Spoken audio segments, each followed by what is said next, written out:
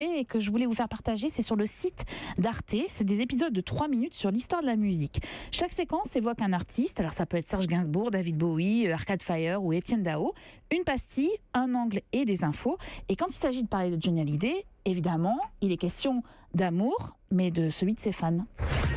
Et le truc le plus épatant qu'on ait vu, c'est le concert de Johnny à Vegas. Rappelez-vous, en 96, Air France devient Air Johnny et affrète 5 Boeing, repeints en couleur de l'idole des jeunes, avec 5500 tarés à bord qui ont craqué leur PEL pour le suivre à Vegas.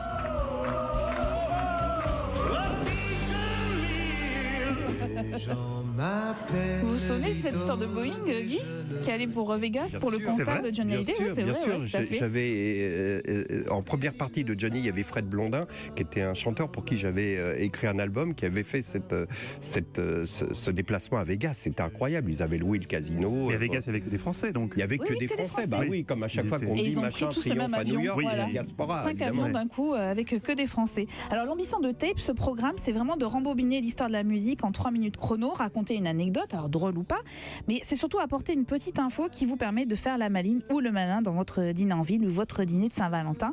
Tout ça sans avoir à lire l'intégralité du dico du rock, c'est un peu comme Rien ne s'oppose à midi en fait.